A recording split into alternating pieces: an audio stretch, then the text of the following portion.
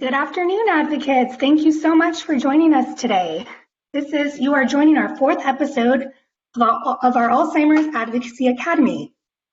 I am Nicole Dulski, the California Government Affairs Manager, and we are being joined by advocates from across 4 states, including Arizona, California, Hawaii, and Nevada. We have ambassadors, ACT members, and Alzheimer's state champions. We are so incredibly grateful for your time and hope you find today's episode helpful and engaging. On the slide that you're looking at right now is our public policy team. We have a deep bench, and I'm going to go ahead and go through the names top to bottom, left to right, with Susan DeMorris, Josh Bohannon, Ian Ross, myself, Nicole Dulski. We have Jared Giarusso, James Fitzpatrick, Jessica Rothar, and Daniel Gaitan. Just wanted to introduce the team to you all. And in addition to that, we have all of our contact information here for you from our Aloha chapter all the way to our Southern California chapters. So feel free to use the email addresses and reach out to your local public policy lead if you have any questions on today's webinar. Next slide. And before I introduce our presenter, I'd like to introduce our public policy, backing up here. Introducing our host today is Jessica Rothar. She is our Northern California and Northern Nevada Senior Manager of Public Policy and Advocacy. And real quickly, just wanted to add in one quick housekeeping item. For question Q&A portion of today's webinar, please use the chat feature located at the bottom of your screen. You might notice the Q&A feature, but we've had some issues with that in the past. So again, please direct all questions in the chat feature only. Thank you so much, and I'm going to pass it along to Jessica Rothar. Welcome, Jessica. Thank you so much, Nicole, and hi, everybody. It's great to be back here with you for the Alzheimer's Advocacy Academy. For people who don't know me, I came to work for the Alzheimer's Association about 5 years ago after my grandfather, who I adored, developed dementia in his 90s. And that experience was a nightmare for our whole family. And it made me determined to advocate for policy change in how our country deals with aging and frailty so that no other family would have to go through what we went through, which I'm sure you all have been through similar experiences, and it's why you're here. Today's episode is about Alzheimer's research, and our goals are threefold. What we're going to cover is a high-level overview of the state of Alzheimer's research and the association's role in Alzheimer's research. We want to increase your comfort level as advocates responding to questions that you probably get frequently, both from your friends and family who see you as an expert in this area and from the legislators that you work with. And we also want to increase your comfort level talking about clinical trials and trial match, encouraging people to participate in clinical trials to help advance research. Our presenters today are Anne Gray. Oh, can I have the next slide, please? Presenters are Anne Gray, our Orange County Executive Director, and James Fitzpatrick, who many of you will have heard from in previous episodes, our Public Policy Director for the Desert Southwest. Anne has over 2 decades of leadership experience in voluntary health organizations, including not only the Alzheimer's Association, but also heart, juvenile diabetes, pediatric cancer organizations. She has an M and has been called one of the most connected professionals in fundraising. And James has worked in the nonprofit field for over 15 years. Before he worked with us, he worked with children with developmental disabilities, and he worked managing programs at a domestic violence shelter. He has a dual bachelor's degree in sociology and family and human development and a master's in infant family practice. And although he is a native of Southern California, he now considers Arizona his forever home. Next slide, please. And we're also joined today by our special guest advocate, Pam Montana. Pam is an advocate with the Northern California chapter. She was diagnosed with early-stage Alzheimer's disease in 2016 after 16 years as a successful executive at Intel Corporation, and she quickly pivoted to make Alzheimer's advocacy the focal point of her life. After being diagnosed, she became a volunteer peer mentor. She joined our National Early Stage Advisory Board. She became a member of our national board. She's raised over $100,000 for the Alzheimer's Association through the walk and other efforts. And she now represents the association on the California Governor's Alzheimer's Prevention and Preparedness Task Force. She's currently participating in a clinical trial at UCSF and will share her experience with clinical trials later in the session. So now let's start by handing it over to Anne Gray to give us a primer on Alzheimer's research and the association's role. Take it away, Anne. Thank you so much, Jessica, and thank you everyone for joining us on the call today. It's really my pleasure to be with you. And as Jessica mentioned, me as a connected fundraising professional, my most important connection is really to Alzheimer's disease, and that my grandfather passed away from this disease. He was a World War II Navy vet and an air traffic controller, and I'm just really passionate, like all of you, to raise as much money as possible to accelerate the funding for research. So I'm excited to share with you today some of what we are doing. As you know, the Alzheimer's Association works to advance care and support for people living with the disease, and also eradicate Alzheimer's through biomedical research. And this multifaceted approach to Alzheimer's is a really great strength of our organization and makes us unique and makes us the leader in this cause. So you can all be very proud of that.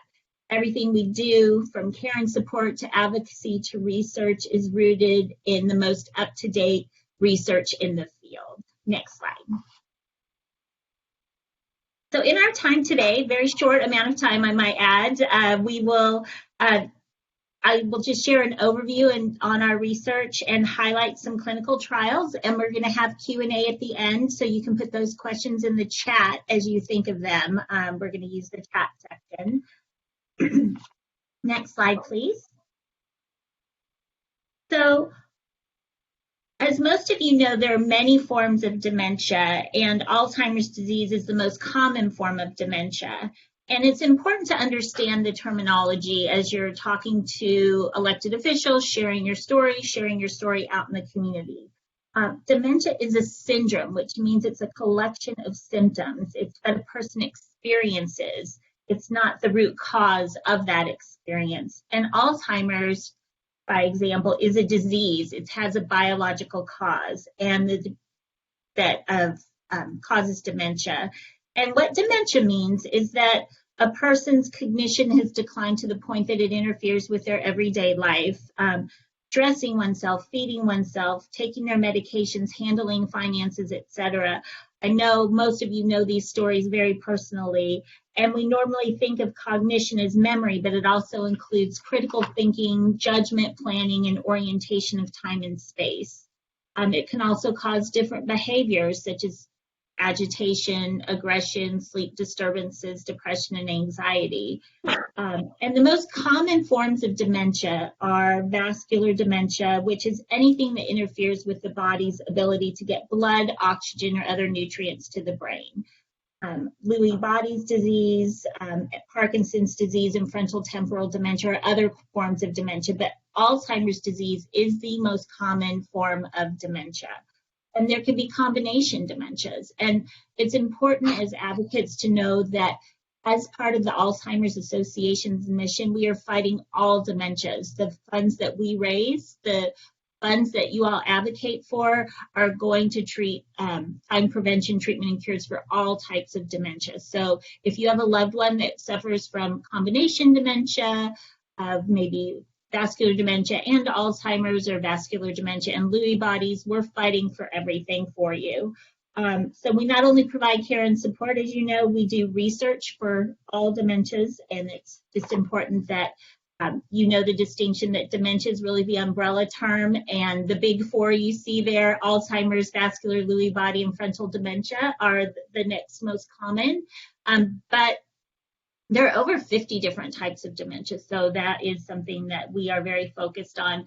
A little bit of Alzheimer's Association trivia, if you will, is our official name is the Alzheimer's and Related Disorders Association. If you look at our federal paperwork, that is our full long name, but that is quite a bit to say in normal everyday talk.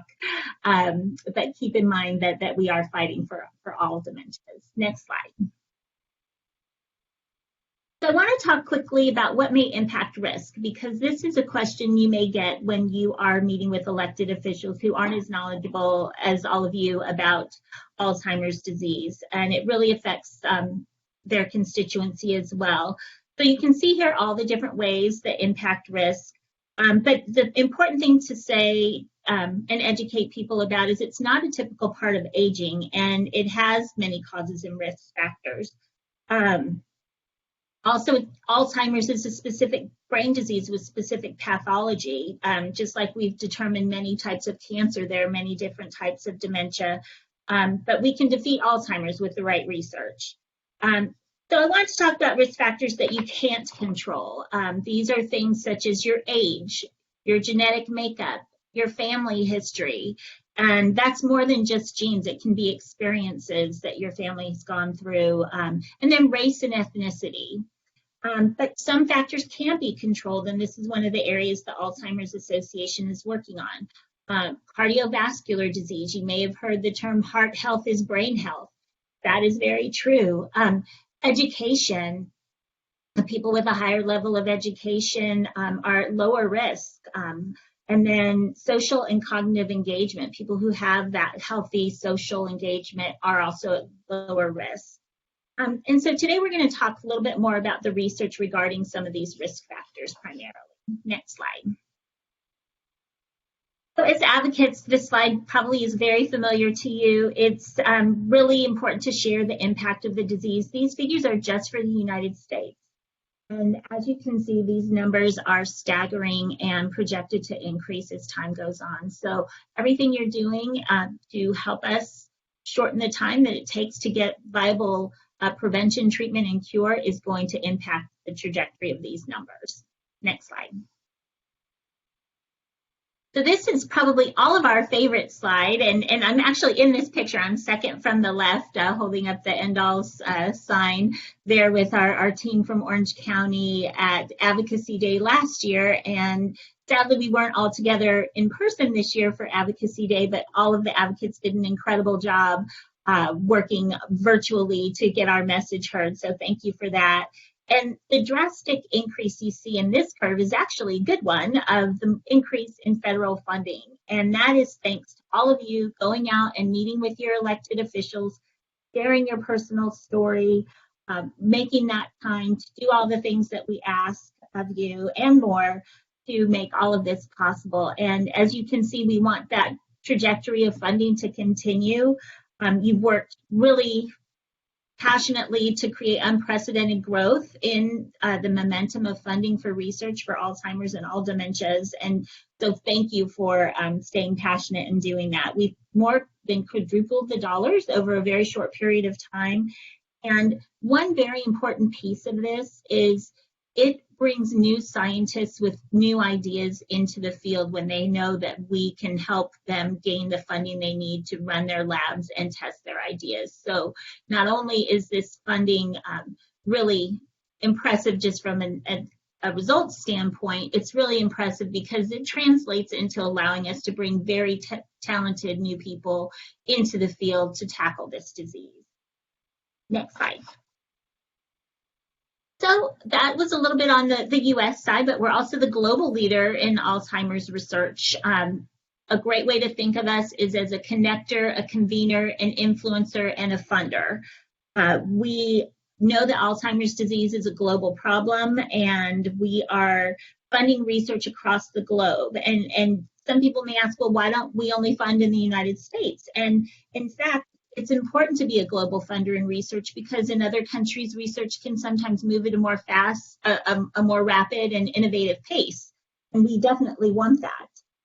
We also convene researchers to share ideas. Last year in Los Angeles, we had over 6,000 researchers come to our Alzheimer's Association International Conference to share ideas and mentor one another. Really an incredible experience. And this year, you might wonder, is AAIC happening? Because it was going to be in the Netherlands. And the answer is it is happening, but it's happening virtually.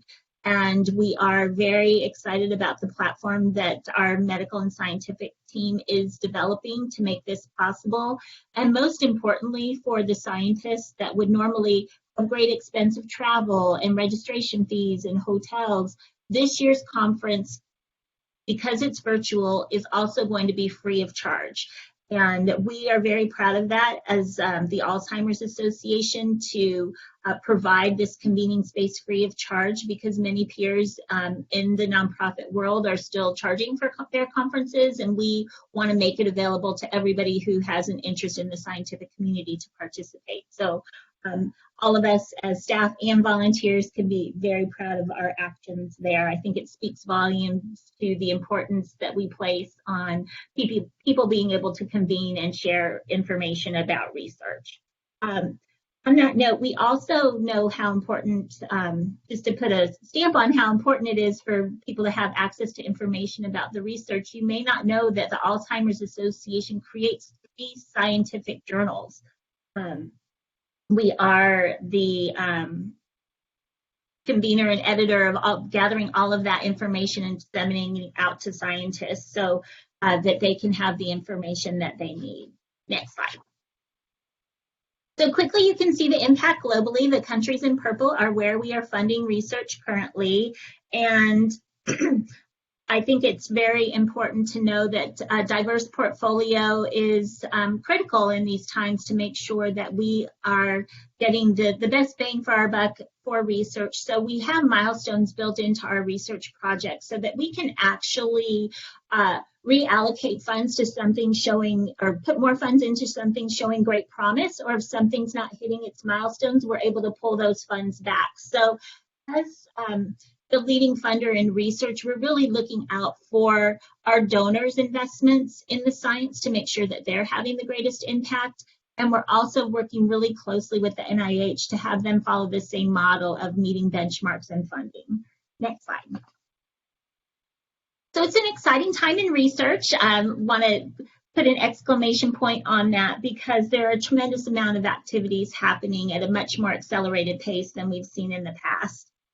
Sometimes it seems like the news is full of negative stories of companies pulling out of Alzheimer's research or a drug not making its milestone. But there's more excitement and enthusiasm than ever before because there's so much more in the pipeline. And the pipeline of research is something that is really critical because the more shots on goal you have, the more chances you have of scoring, as we all know. So we are dedicated to creating as many shots on goal with the most talented athletes, if you will, researchers possible. So let's dive into a little bit of that. Next slide. All right, so we really see that Alzheimer's therapy will likely include lifestyle interventions and medicine. So that's the main thing I'm going to talk about today. We see it as maybe how people are living longer lives with heart disease today because it's a combination of lifestyle and medication. So it's really important for the prevention and treatment of Alzheimer's to look in that direction. So we'll talk a little bit about that. Next slide. One thing that's really exciting and interesting that the Alzheimer's Association is doing is we really look at diversifying the pipeline. There's something in research called the Valley of Death. It's not a very nice term, but it's when a discovery kind of falls into no man's land because it doesn't have the funding to keep it progressing to the next phase of development. And so the Alzheimer's Association, in collaboration with some very generous donors, have created a program called Park the Cloud, which is really looking at those projects that kind of fall within that realm to keep them moving. And so there's very exciting projects in here, as you can see, neuroinflammation, oxidative stress, obviously looking at beta, amyloid beta and tau buildup.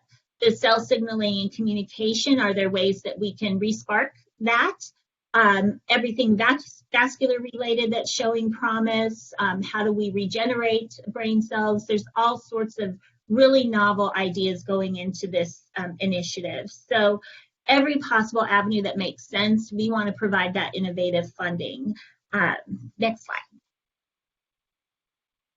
So also people ask all the time and may ask you, well, is there a new drug or what's new? And we really only have drugs right now that focus on the behavioral aspects of dementia, and those that have been approved by the FDA for that are the ones that we are talking about here. So it's really important that we, as the Alzheimer's Association, don't promote one thing or another.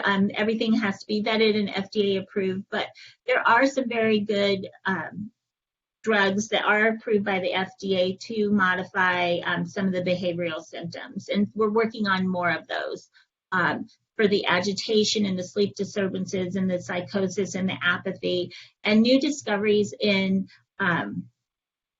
use of drugs that are currently approved for other uses that may help in this area or advancing that field. Next slide. So here's something that you may have already heard about, but it's something that's so important. I want to be able to touch on it again with you today. But the Sprint Mind study is a study that showed a reduced risk of mild cognitive impairment by 19%. And what the study basically showed was an intensive treatment of systolic blood pressure below 120 versus the normal guideline of 140. And the reduced risk for mild cognitive impairment and dementia was so significant that we are looking further into this study and how it works in our lifestyle intervention studies. But the key piece to remember is the road to Alzheimer's and dementia starts with mild cognitive impairment. Next slide. So we know that the life-saving potential of this is profound, and changing behavior is also very difficult thing. So that's why the Alzheimer's Association is really has embarked on trials that we're running ourselves. Next slide. So one is the U.S. Pointer study, and it's a 2-year multi-center randomized clinical trial. It includes self-guided and support groups, and there's 5 sites throughout the United States right now with 2,000 participants. One of those is in Northern California at UC Davis, and we are going to talk a little bit about Trial Match, and you'll learn more about ways that you can learn eligibility for the studies if you get that question from someone. But we really want to look at scientifically proven studies to implement lifestyle change implementation to reduce the risk of Alzheimer's disease. And that's why we've embarked on this, so we can really show with proof that if you do these things, your chance of mild cognitive impairment and dementia could be reduced by 15%. And next slide will show why this is so important.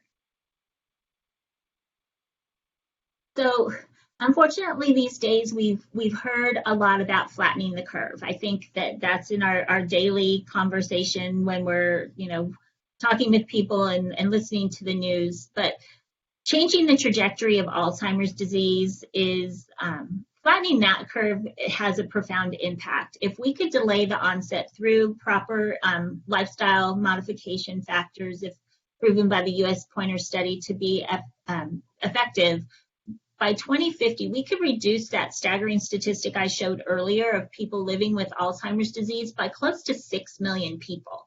So that is very, very important. If we do the math for most of us sitting, on this call, 2050 is a critical year for us. We could be in that group that has Alzheimer's and dementia. And if through lifestyle intervention and hopefully some medications, we can reduce that by 6 million people, that would be an incredible feat. Next slide. All right. I don't know if I've gone over my time or not because I wasn't watching, but in summary, the things I'd love for you to take away as an advocate is knowing that we are the global leader in Alzheimer's and dementia science. We are advancing the agenda in the United States to make Alzheimer's disease a priority. All of us together are making that happen. It's an exciting time for research. One thing I didn't touch on too much, but there's new tools for early detection and diagnosis that are underway that we hope are accelerated as quickly as possible. And then growing the diversity of therapies under investigation, as you can see from Part the Cloud, is something that could have some very exciting breakthroughs soon. Again, that combination of modifiable risk factors along with drug therapies are really what's on the horizon for Alzheimer's disease. And there's so much hope in research because of the progress being made and the number of potential therapies that are currently in the pipeline and moving through the phases of clinical trials. So with that, I'm going to take some questions if we want to move to that section. Thank you so much for that wonderful presentation, Anne. So yeah, if people have questions, this is the time to put them in the chat box. And we do have a question from Sean McGee that relates to the halting of clinical trials because of COVID. Yes.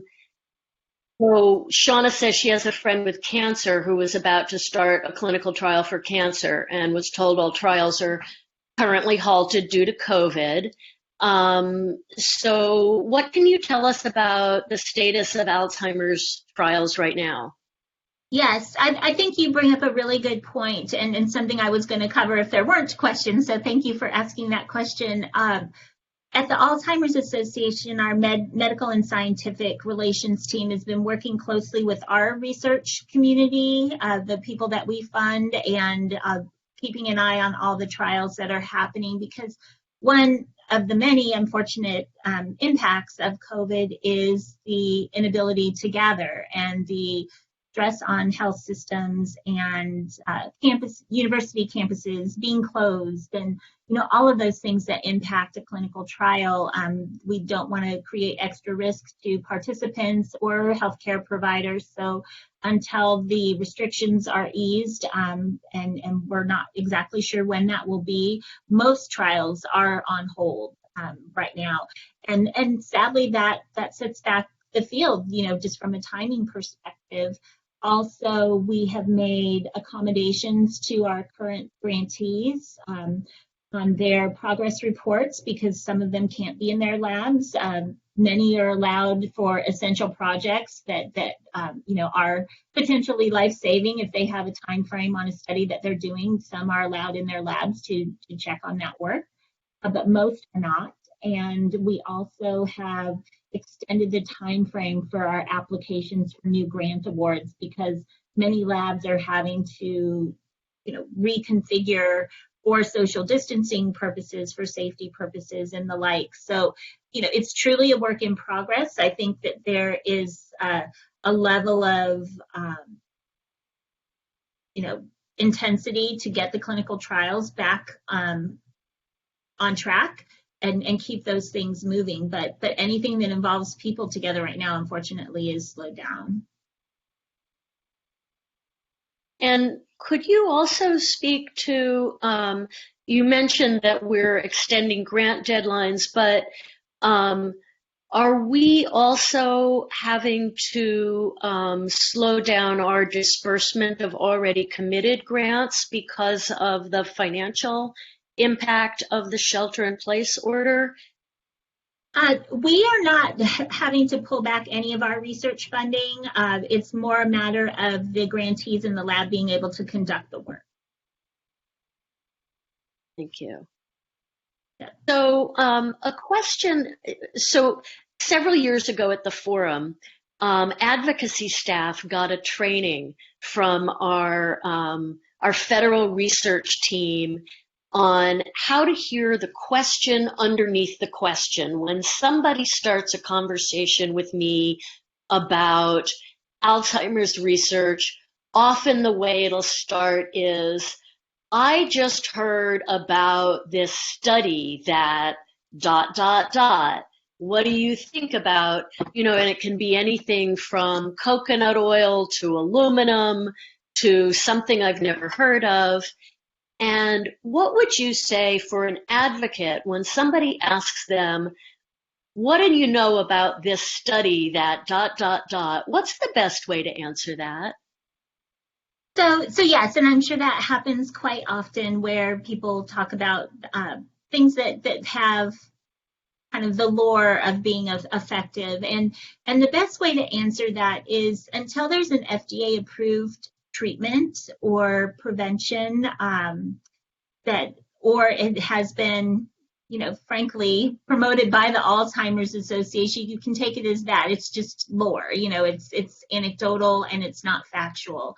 The way that we talk about people who say, well, should I take this supplement or do coconut oil or this or that? They can have impacts on medications that you may be taking for other critical health issues like cholesterol or depression medication or cancer treatment drugs. If you're doing something that you have not cleared with your doctor as far as additional supplements, it can be detrimental to how effective your actual prescription drugs are. So that's the main thing that we caution people about is, check with your doctor before you do any sort of thing you've read about on the internet, because it can have a counter implication to your regular medicines. Great. Yeah, thank you for that. And then I wonder, is there a version of this? So we'll make these slides available. Nicole will send these slides out to everyone who registered.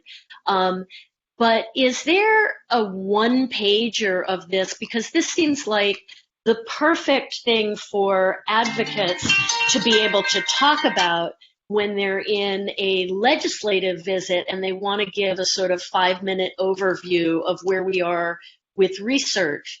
Do you know of any sort of research handout or a way that advocates could have a leave behind that talks this way?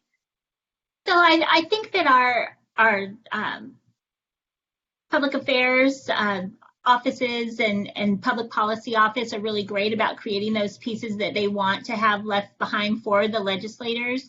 I think that it's really, really important as advocates that we have our own personal story and pick out the kind of the nuggets of the things that excite us about research, because the elected officials and their staffs are really going to remember those personal stories, and that, the person I met with who's so passionate about this really just learned about this new trial that's going to the FDA for approval, and that could really hold promise. Or they're very passionate about the fact that due to the Alzheimer's Association seed funding, that PET imaging, which was going to be declined by the NIH because they didn't have enough proof of principle behind the technology to see what was happening in a live Alzheimer's brain. The Alzheimer's Association put in the $5 million to make that technology a reality, and it's changed the game in clinical trials as far as how we can see the efficacy of drugs. The Alzheimer's Association's partnership with the work that the NIH does is really the thing that's exciting to talk about when you're with your elected officials, and I know our public policy team is great about having that information. But I will give a plug to our Science Hub app, which is on the next slide.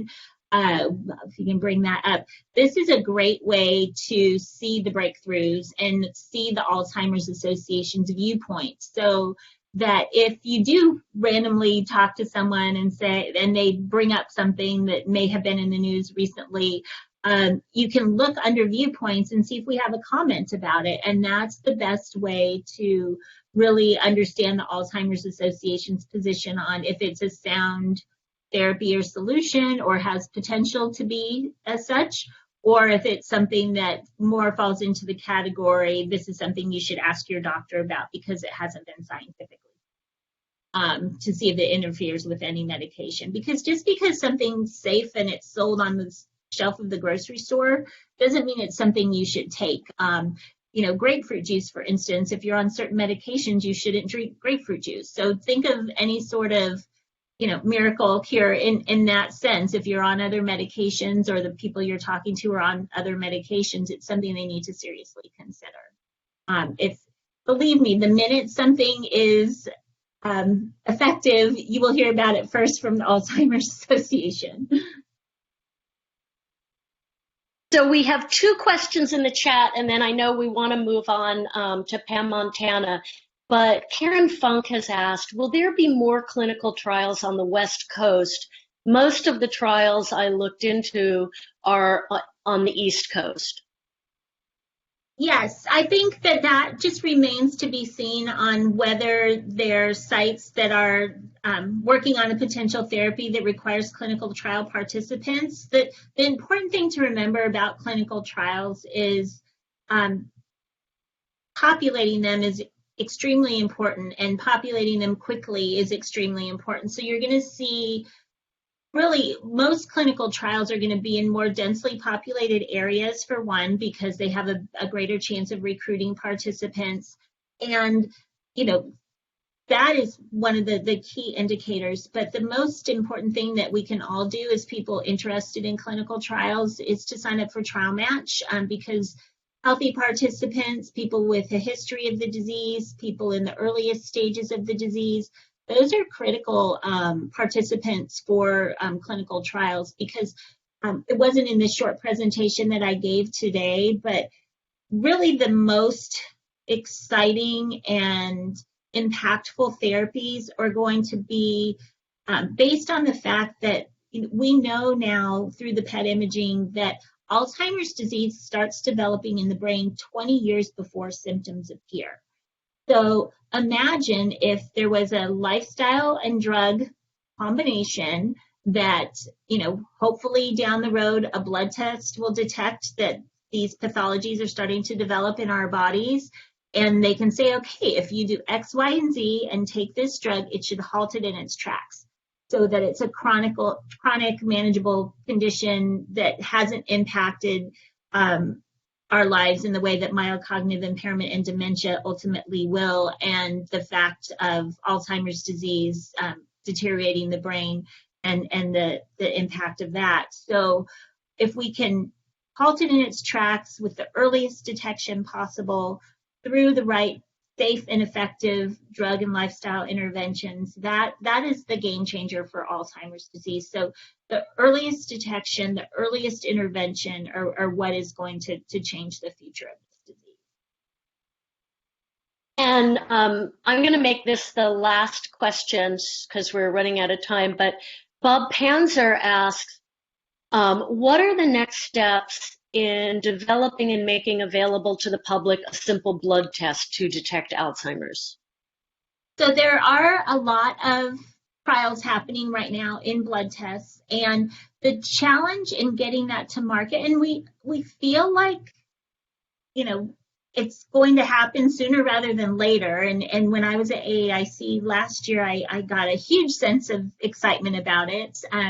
So, that patience that, we have to keep is a little challenging at times when you hear about the promise of the blood test. But the challenge, as I understand it, is that creating a, what's the word I'm looking for? There needs to be a level playing field of, how the blood is drawn. Is it fasting? Is it non-fasting? Is the sample kept, in a certain way to get to the testing? They're working out all of those pieces of it right now to be able to get the most accurate test. So the logistics behind the test to get the most accurate test, from how I understand it, is what they're working on aggressively right now to make sure that it is something, once it is available, that it is accurate. So it takes Great. time. We're Thank not you. quite there yet. Yeah. And there was a question from Laura Vitkus, which I can answer. Is the U.S. Pointer Survey based on the finger study done in Europe? And yes, Laura, it is, and that's why it's called U.S. Pointer. Yes, And we have anybody studies all who's around the world.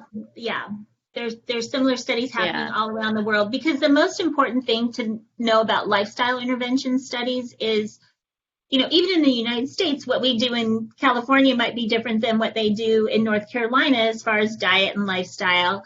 And imagine in India, or imagine in Finland, or imagine in China, their lifestyles and diets are all very, very different. So how you look at modifiable risk factors is based a lot on culture. So it's really important that studies happen in diverse populations so that globally we can have the most effective recommendations. And that is a great segue to our new last question, but this is really the last one, from Saba, which is, we know that minorities don't participate in clinical trials at the rates needed and are more impacted by the disease. So what are we doing at the Alzheimer's Association to increase participation in clinical trials by people of color, particularly African Americans and Latinos? Yes, there's a couple of initiatives that are happening with that, and our Chief Scientific Officer, Maria Carrillo, just spoke about this, and I'm not quite prepared to answer that entirely accurately, so I'll just give a kind of an umbrella of what we're doing there. We've really built up our diversity and inclusion leadership at the home office to look at what are the barriers and how do we break those down for people to enter clinical trials at a more accelerated pace. And we've also built into funding for our work that a certain percentage of participants must be Latinx, African American, and in the higher risk groups for developing Alzheimer's, so that we are studying, and women for that matter, that we are studying people who have a higher prevalence of Alzheimer's disease. So our MedSci team has gone about that very thoughtfully. I just am not going to be good at articulating those details, so we can circle back on the specifics that we've done for that view. Great, thank you. So let's move to the research champions slide, please, James. And thank you again for this wonderful presentation, Anne. We have designated research champions in our Western region, and their email addresses are shown on this slide. So if you have questions about research, first, of course, come to your public policy contact.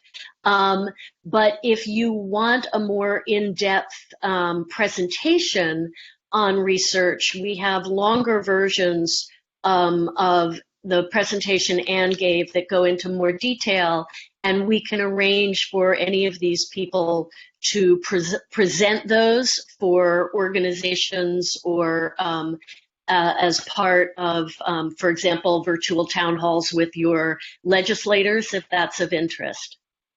So I'd like now to move to introduce Pam Montana. As I said, she was diagnosed with Alzheimer's in 2016 and now has become a real champion for Alzheimer's research. She has been a volunteer peer mentor for other people diagnosed with early stage Alzheimer's. She's served on our National Early Stage Board. She's now on the California Governor's Alzheimer's Prevention and Preparedness Task Force, and she's currently in a clinical trial at UCSF targeting tau. So Pam, and I've given you her Twitter handle and Instagram handle on this slide. You can see her here getting her infusion in her San Francisco Giants outfit. You can see her and her husband Bob with Governor Newsom. So Pam, tell us your story. How did you first get connected with the Alzheimer's Association?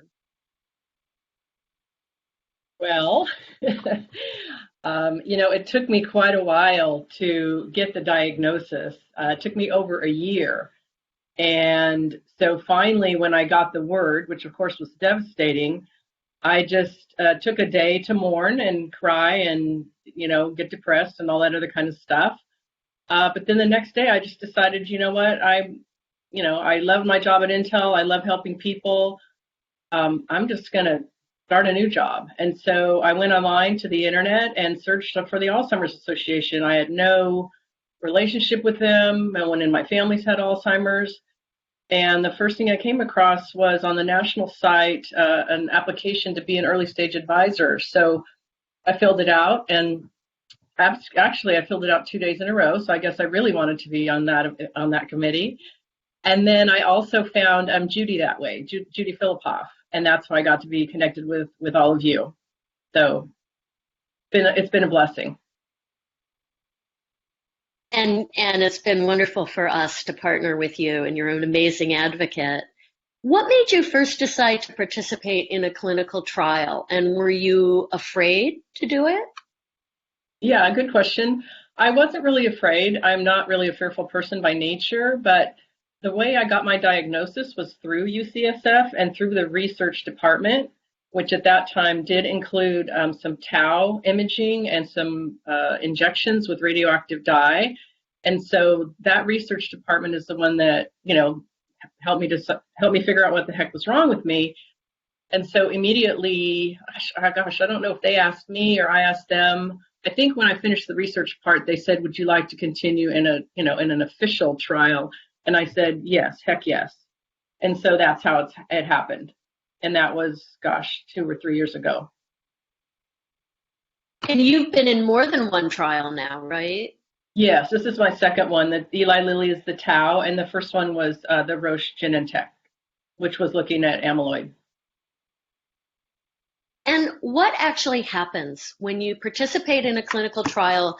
Can you tell us what we're seeing in these pictures of you with bandages on your arm? Sure. Well, and also the process of getting in. Say that again. I'm sorry. I interrupted you. And also the process of getting in the trial was quite okay, onerous. Good.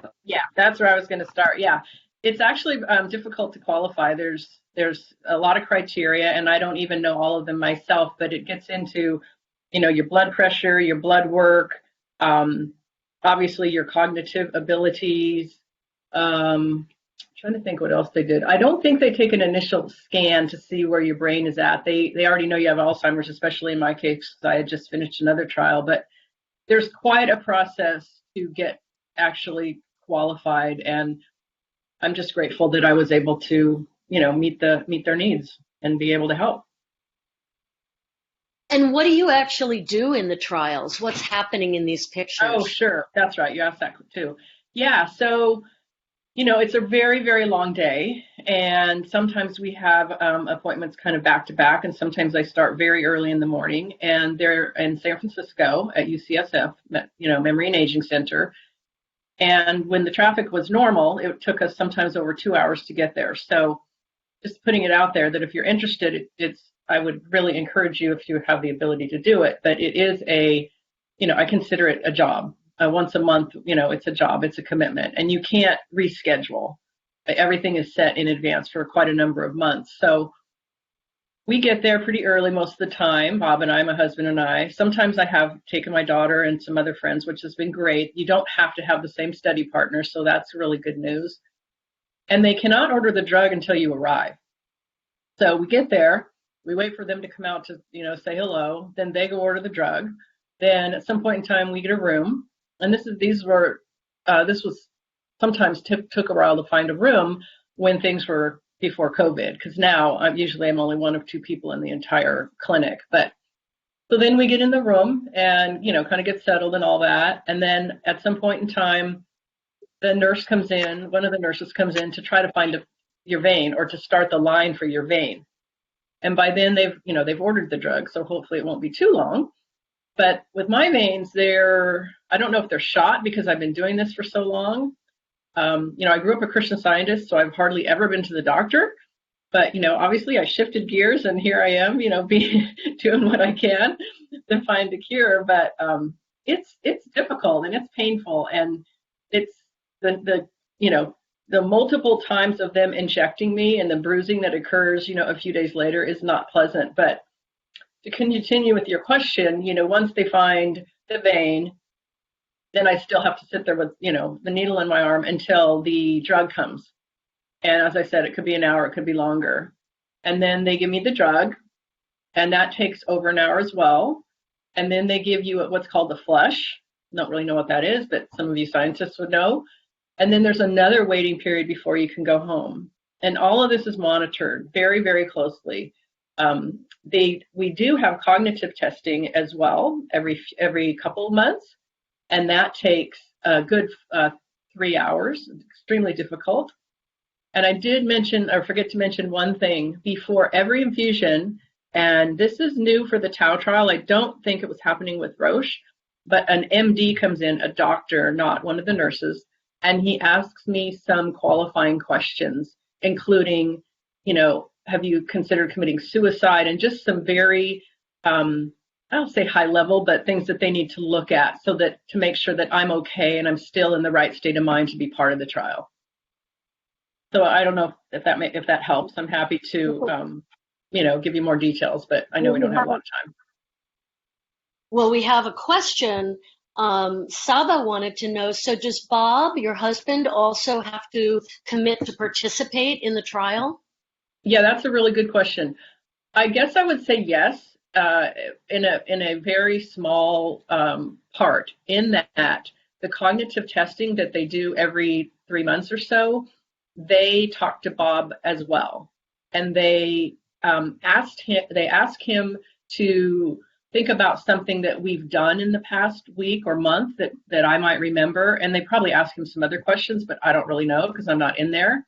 And then that same clinician comes in with me and says, oh, I just talked to Bob, and he said you guys did something really fun over the weekend. And then I sit there with a blank stare on my face. But normally I can figure it out. It takes me a few minutes, but then I can figure it out. And so that's just their way of checking my memory. And from that point on, we go into all of the flip cards and all of the other horrible things that just take forever. And I don't like them, but it's okay. It's all part of the game. And so I just want to tell you, Pam, that there's a lot of comments in here on the chat from people talking about how grateful to you they are for giving them hope and for your commitment and for taking this on for the cause. I just wanted to ask you, how does it make you feel to participate in these trials? Well, first off, your comments touch me. So thank you. I'm a very emotional person, as you can tell. So thank you. That means a lot to me. I've dedicated my life to this now. So I'm so glad I'm able to help you. And if there's anything more that I can do for the rest of my life, plan on me stepping up. But I forgot the question now. Sorry. How does it make you feel? What does it mean for me? Yeah. There's only so much I can do. I can raise money, I can be on the board, I can use my voice, I can blog, I can journal, I can do all that other kind of stuff. But without clinical trials, we will never find a cure. So I'm, all in it, as you know, and I'm just happy to be part of it. And I hope if the Tau trial doesn't work with Lilly, I will just continue being in a trial for as long as it'll take me, because there's not a lot of people that are willing to do it. And honestly, it's a huge time commitment. So if you are working or your spouse is working in a kind of job where it's not flexible, my husband kind of works for himself and runs his own business. So it gives us the flexibility. So I'm just grateful, and I'm grateful San Francisco's not that far away, and all of that. I couldn't be in a better place right now. Well, thank you, Pam, so much for everything you do and for sharing so honestly with everybody on the call today. Before we close, I want to hand it back to James Fitzpatrick before everybody jumps off to tell us about Trial Match and how other people can also help advance the research through Trial Match. Take it away, James. Thanks, Jessica, and also thank you, Pam. You really touched on something that is really important. With clinical trials, a lot of times the word clinical trials research scares people, and one of our biggest hurdles to finding a treatment for Alzheimer's and dementia is getting people enrolled and retained in clinical trials. One way for you all to get involved is through Trial Match. Trial Match is a great way to learn about clinical trials that you may be eligible for. And like the name Trial Match, the way that it was described to me, it's like a dating service, but for clinical trials. It's important to know that it does not sign you up to be in any clinical trial. It simply allows us as the association, send you information on studies that might be a good match for you. Currently, there are over 350 clinical trials out there. And last week when we talked about our 24-hour helpline, if you dial the 24-hour helpline at 1-800-272-3900, you will have access to staff that work in our contact center that only focus on Trial Match, and they support you with not just signing up, but giving you more and more information. You can also go to alz.org/trial match to sign up. This is what's on your screen. This is what the creating an account page looks like. The other day, Jessica and I were talking about the Trial Match. I signed up years ago when I started working for the association. I will tell you, I have not ever been matched with a clinical trial, but something that I hadn't been looking at because I've been waiting for somebody to contact me, not me have to contact them. It is work. It is something that you do have to sit there and look into. Somebody did ask, hey, not everything is in the East Coast, not everything's in the West Coast. I will tell you this, there's a lot of stuff that's, there are a lot of clinical trials that aren't in the center of our country. But this will give you access to what is available, what you may match for. But there's also a lot of online trials as well that you don't have to go anywhere. So our call to action is, if you do not have a profile in Trial Match, please sign up today. When we send you the slideshow and the link to rewatch this, we will include the link, or you can call our 800 number. And I will hand it back to you, Jessica. All right. Thank you so much, James. I do encourage everybody to go ahead and sign up for Trial Match. There are wonderful online trials that we can all participate in. And lots of stuff on the West Coast too, Karen, I think. So our next episode, next Wednesday, is going to be how to do virtual events with elected officials. It's a big push we're going to do right now. And after that, we're going to talk about how we can rethink the longest day and Alzheimer's and Brain Awareness Month for June. So I hope you'll all join us next Wednesday. And Nicole, do you have any closing words? No closing words. Thank you so much, everyone, for participating, and we hope to see you next week. Bye-bye. Thank you. Oh.